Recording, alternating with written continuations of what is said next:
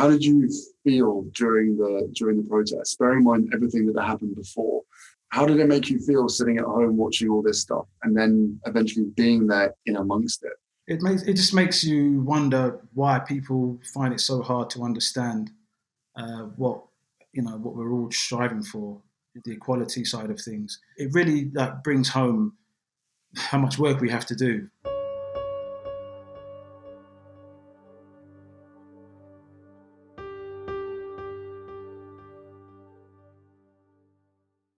Hi Patrick, nice to meet you.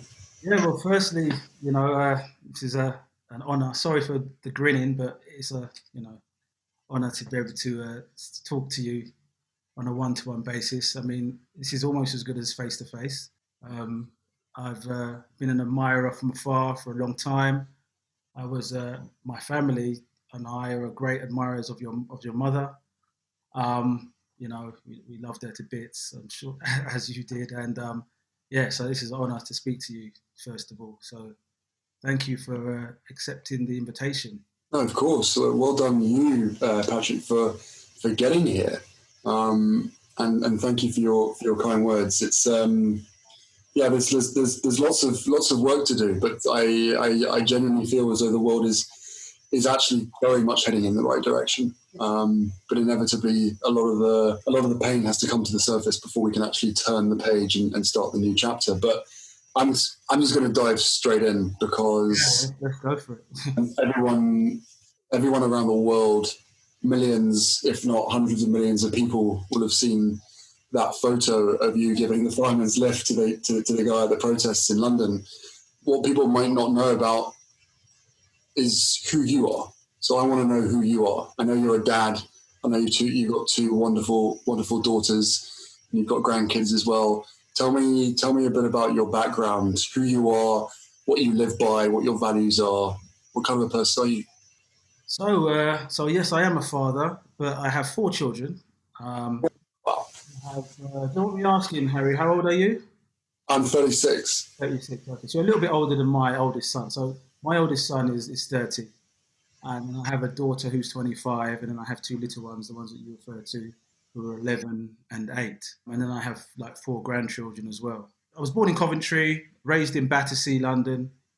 I was raised by a single mum. My father wasn't around. I had the odd sort of male role model to look up to, but generally speaking, I was raised mainly by women. My grandma, my mum, aunties, and stuff. That has a lot to do with the person I am. That aside, I studied at college, went to school, fairly good school, went to college, planned to go to university, but I didn't because my first son was on the way. So I had to jump in straight into work, went and started working in the city in IT, and I did that for nearly 25 years. In my earlier years, it was something that was quite easy to do, but as I got older and older, like especially as I was fast approaching 40, I realised it was a real struggle to do this. It wasn't like a first love, and it wasn't something that came natural to me. I used to do things like coach football on the weekends and work in youth clubs and stuff in my spare time. So I was always working around children, and I have lots of nieces and nephews and stuff. So as it became more difficult to work up in the city, taking the orders, the unconscious bias in the city, not really doing as well as you should have done, and there's no real reason why. The constant battles trying to get a pay rise and trying to be treated fairly and equally and stuff, and as well as that, and obviously with all of that, you start to fall out of love, and I was already doing that naturally, and then obviously the incentive wasn't there because things were difficult working for these various investment banks that I worked for. So then I started to think about a career change, and that was when I went into personal training.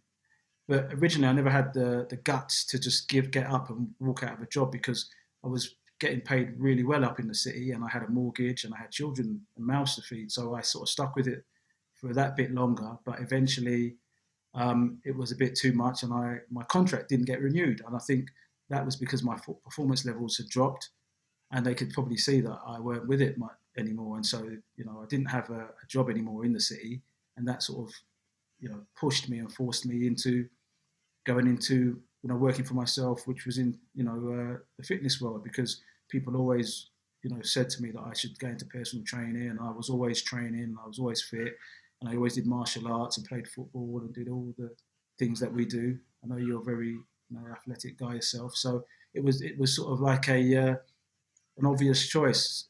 And at my age, you don't want to do a whole load of retraining. I never had I didn't have 7 years or whatever of studying to do to become a doctor or a lawyer or anything. It had to be something that was a quick turnaround. So Yeah. yeah, that's what I went into. So for you, you didn't have any male role models in your life, and you say you luckily had a lot of females in your life, which makes a huge difference, of course. But I guess for so many people that take it for granted having two parents growing up, what does it mean? I guess in one single word would be my mother. She was a very strict woman as well as a very loving woman at the same time. There were moments along the way where I did deviate, off the rails a little bit. Just got into a few sticky moments once, here and there. So there was times when she, had to really sit me down and say, listen, if you continue down this road, you'll, end up being no good and all the rest of it. But ultimately, they were just like most, curious young lads. I just got into a few scrapes with some of my friends, and I'm glad I've got those things I can talk about, because if you've never done anything wrong in your life, then it's a bit, then have you really lived? So, Everyone gets themselves into trouble at some point. It's how you learn from it. It's how you learn from it, exactly, and move on from it. So, but apart from that, yeah, it's been my mum and my nan and those other women in my life. They've just basically kept me. Yeah, like I said, they've raised me with compassion and a lot of love and stuff. So I think that's where I get it from.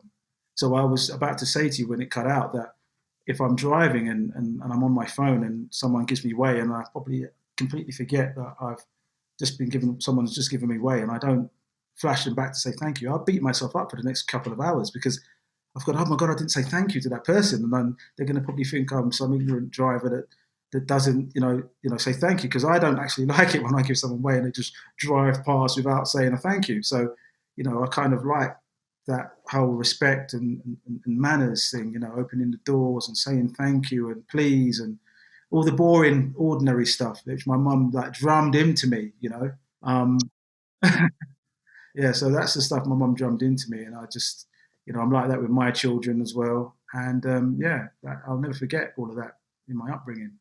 And how's the last year been? It is nearly a year since since the start of lockdown. I know the UK is going through another lockdown now, but how's it been for you? Like, not just physically. I know you're a fitness instructor, so you've probably been working out in the gym quite a lot. But just being on lockdown with the family and not seeing your mates, and how have you stayed mentally fit throughout this process?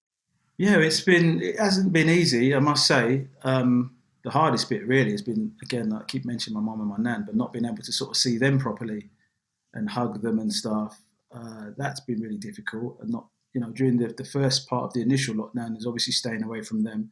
But I think for me, definitely fitness played a huge part in keeping me sane, keeping me busy, keeping me physically and mentally sharp. Without that, I don't know what I would have done. I mean, we had some good old friends as well that set up various activities. So a friend of mine, Janelle, who had a Zoom quiz thing that he would do every Sunday. We'd all log on and do like a quiz competition. It was really engaging and kept our spirits up and stuff. And we looked forward to it, to be honest. My friend Trevor, he and his partner were doing also a quiz night. So there were things that were happening that were helping people to deal with the mental side of things, because those things really do. Obviously, we're as humans, we're personable, aren't we? We like to be in each other's company, and so those Zoom calls and those quizzes and the questions and quiz nights and stuff, those things help us engage with one another and keep us sane, I guess. So I think those things helped me a lot as well. Good. Yeah, it's all really important stuff. I'm glad you're saying that, because for so many people, but men especially, I guess, well, everyone's been suffering from some form of isolation over the last 8-9 months. So but for men who are isolated by themselves, it can be a really dark place unless you know the sort of the different solutions or the different distractions that you can put into your life, whether it is going for a quick walk or go a run or just doing something that keeps you mentally and physically fit. So I love that. But Patrick, what is that moment when you went to London? What made you go?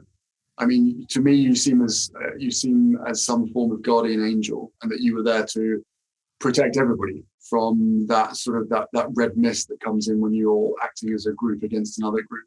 That is how it came across to me. But what was the plan? Yeah, I mean, that is exactly the reasons why we went down there.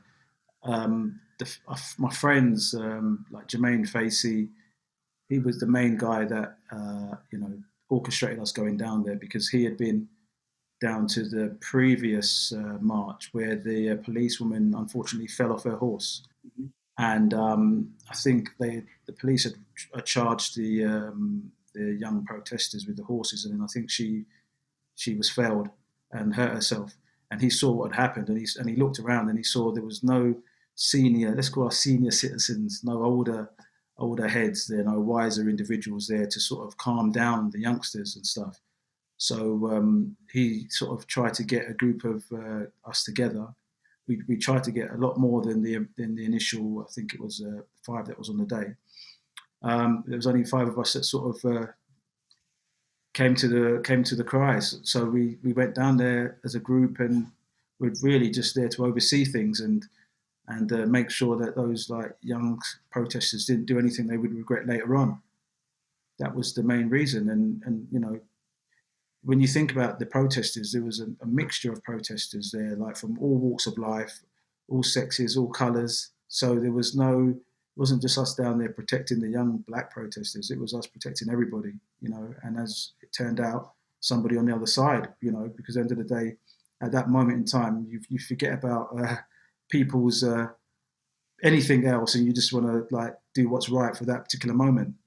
So it was instinct that kicked in that made you potentially save his life from being trampled on or whatever could have happened in that moment. And what was, for a man like yourself, as we've already discovered, this is doing something like that was very much instinct. But did you feel relieved? Was there a sense of pride afterwards, or you would have done it over and over again? You would have done it for anyone at any time?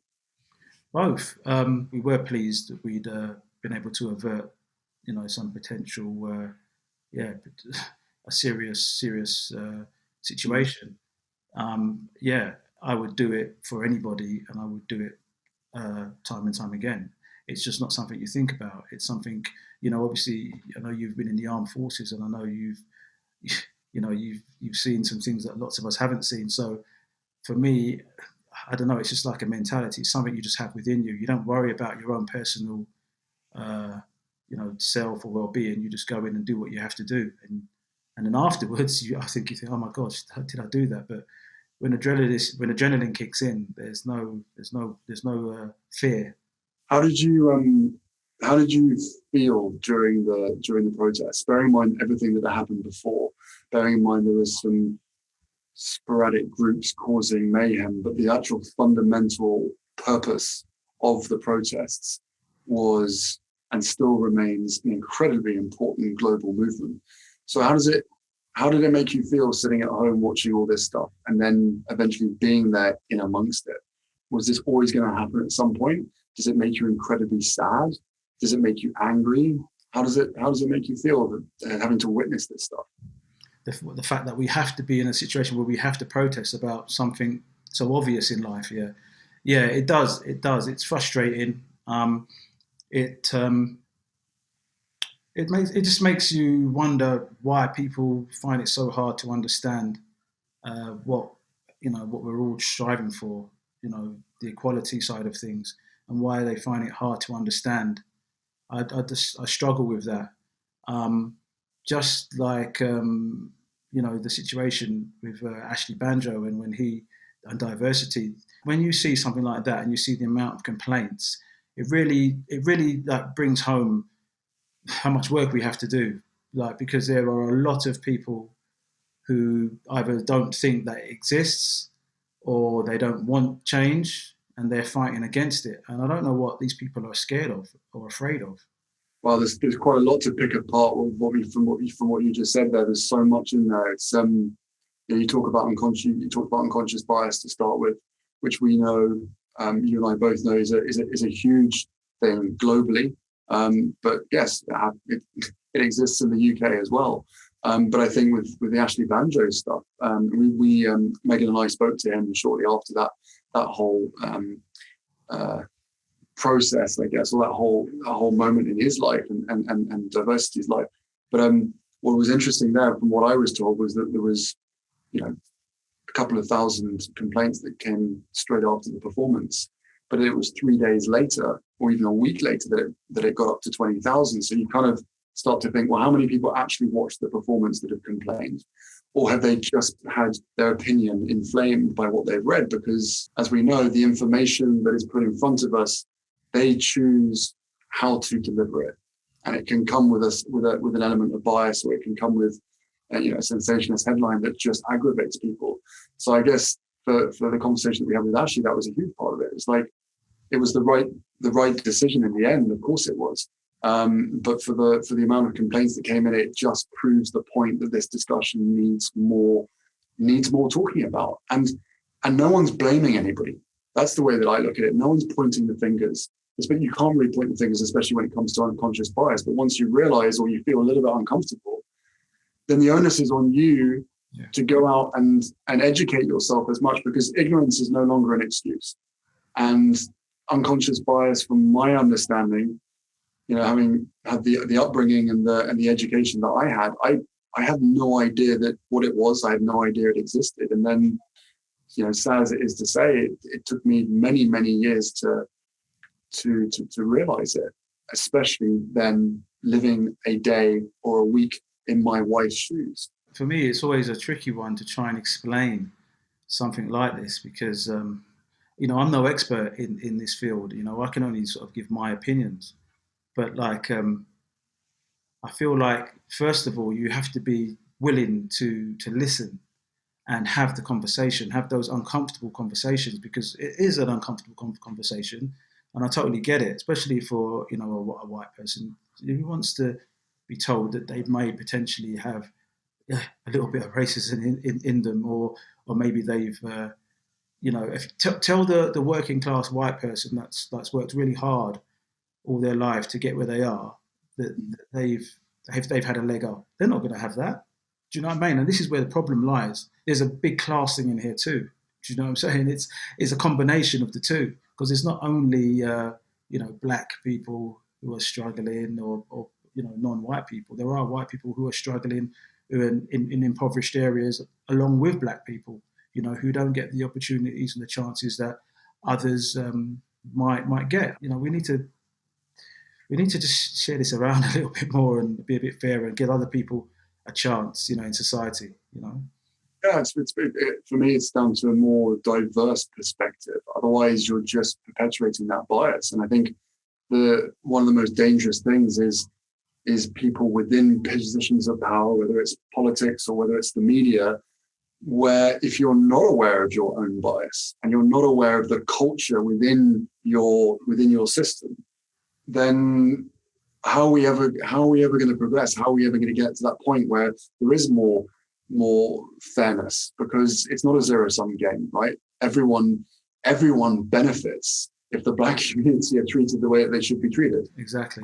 Every day is a learning process. It's not actually up for debate. These are the facts. This is what's happening. And to a lot of people, certain people that I've spoken to, or certain things that I've heard about, is people say, okay, it's been very interesting for me to sit through or live through this in America. Again, this comes down to, it's going to take every single one of us to really change things. And anyone that's pushing against it really needs to take a long, hard look at themselves in the mirror, because as I said, this isn't black versus white.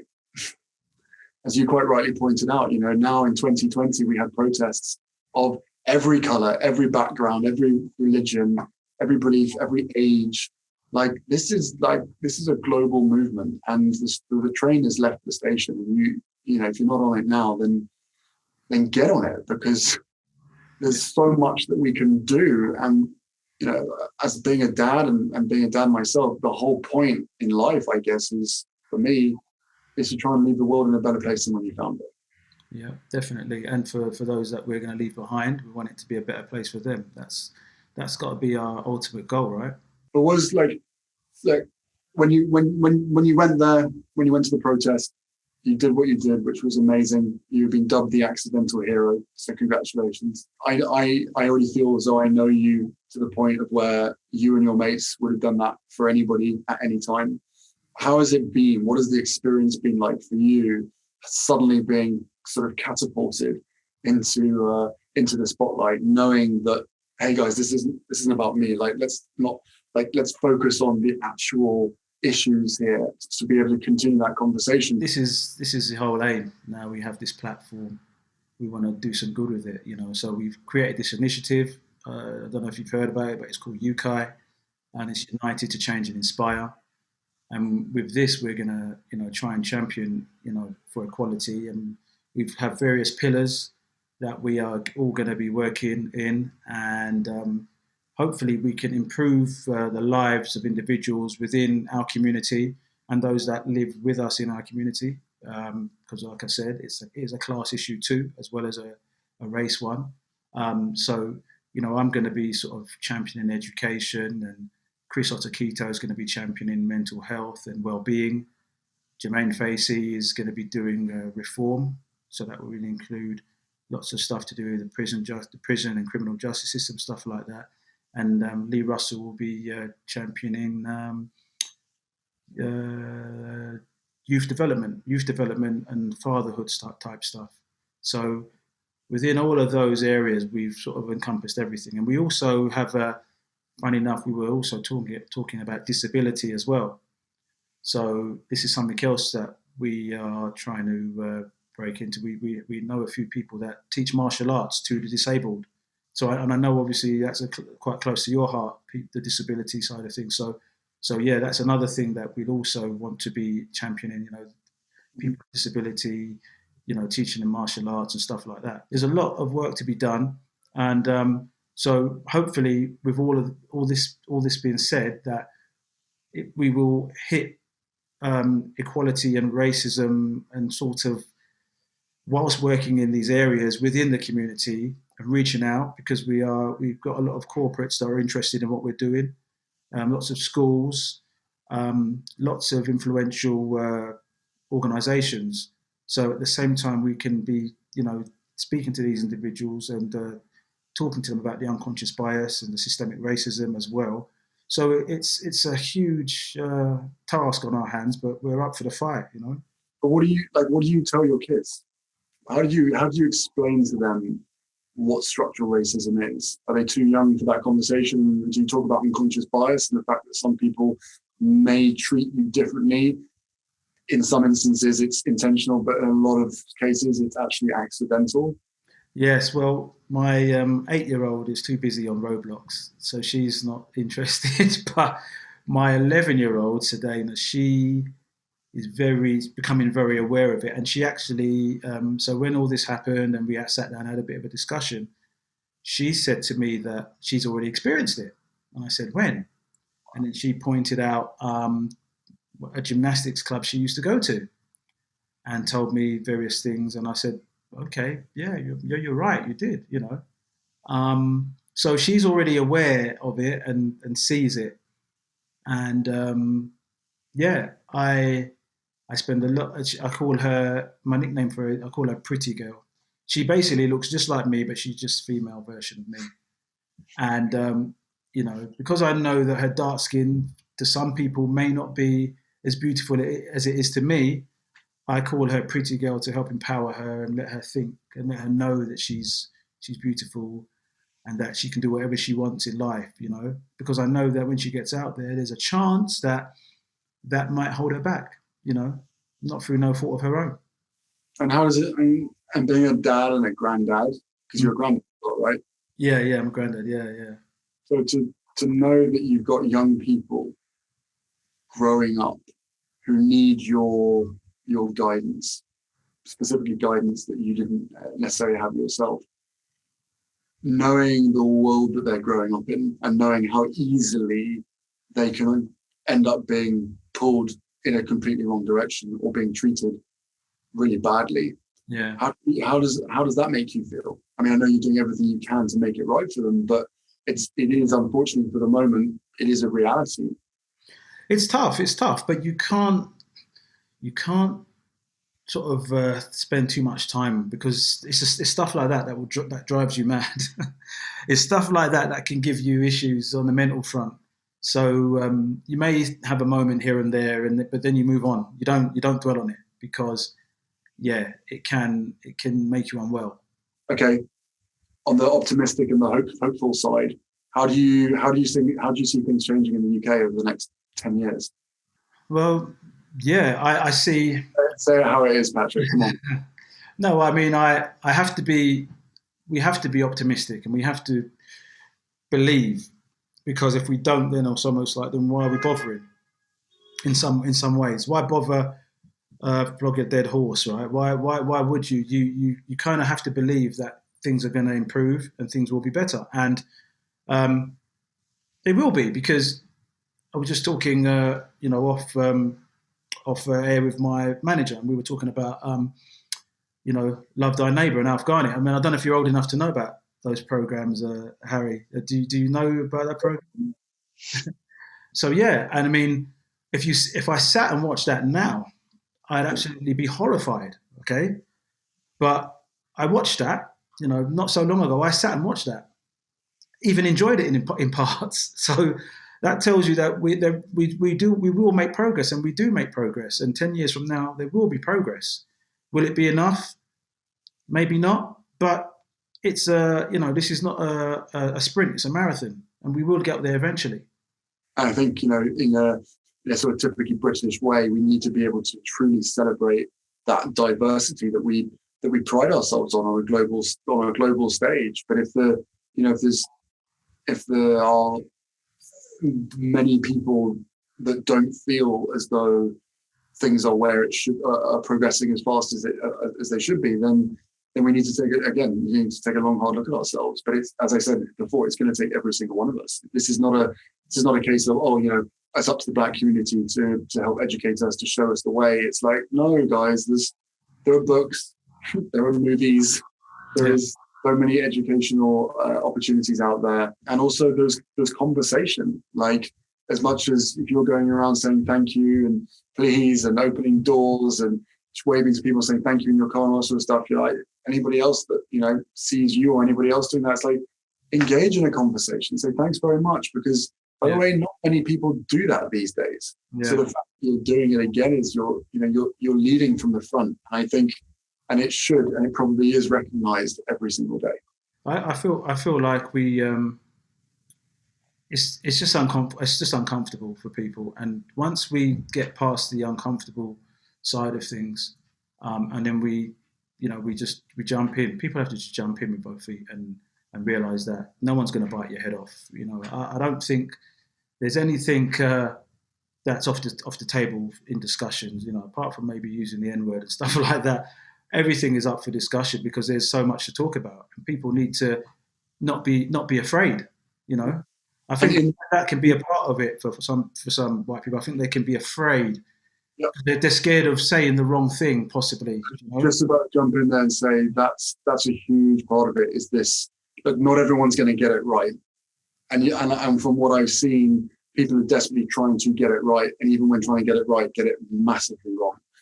And as long as everyone comes at it with an element of, as you say, compassion, because it is scary for people, and it is a case of, like, if you dip your toe, you're probably going to get it wrong. If you just jump in, both feet first, then you may still get it wrong. But I guarantee you there'll be the right support structure and people around you just go, you know what, just a word of warning, like maybe do this and don't say that, or do that.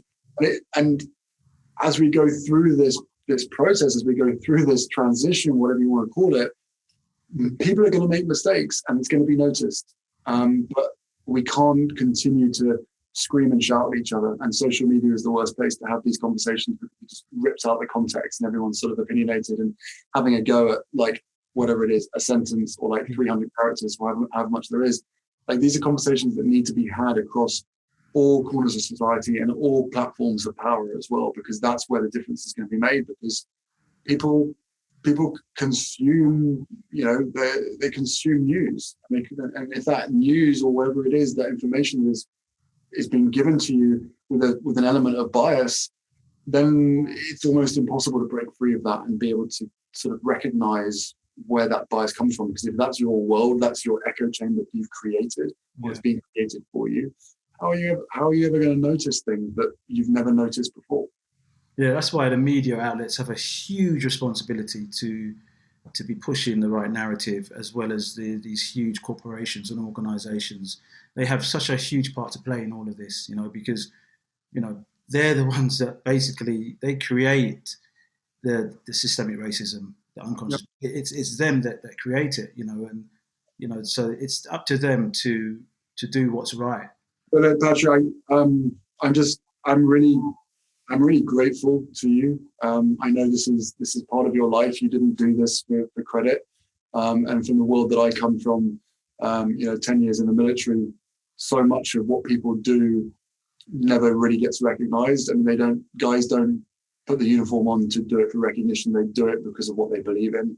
And that has been just seeing the image and just reading a little bit about you. I knew that anyway, but to have a chance to actually sit and talk to you, albeit from 5,000 miles away, or whatever it is, has just reaffirmed that to me. And I think you are a shining example how every single human being should operate and work and function.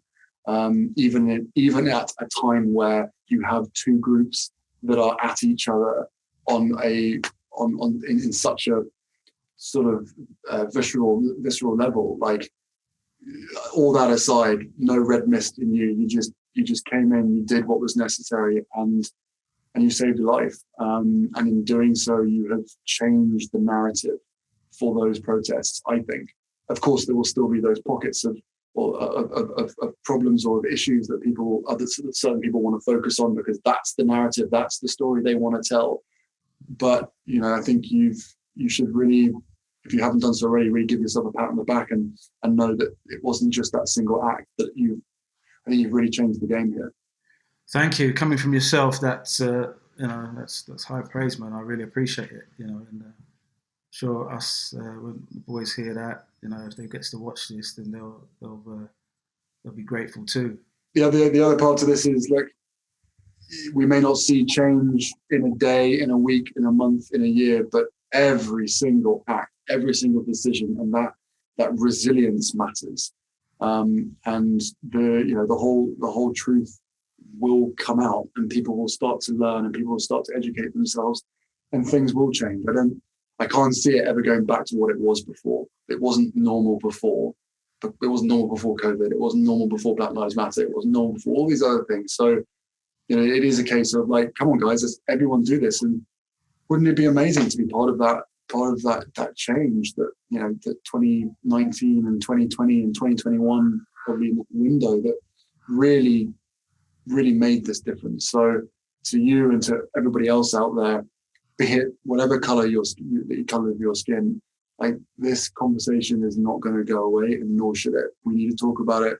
We need to move forward. It will feel uncomfortable, but look around and ask the questions. Ask the questions and learn, and be a better version of yourself for everybody else around you. Yeah, I think that's a message. Like, how do you change the world, right? It's like one random act of kindness at a time. And if everybody did that, can you imagine what the world would be like? You're like, yeah. My very last question to you is the book. You're writing a book. Yeah. Yes. It's a letter. Yes, it's a number of letters to my children and grandchildren. But to be honest, it's more to society. But it's just a format to my children and grandchildren. But obviously, people from society will be reading it, so it's geared to them too.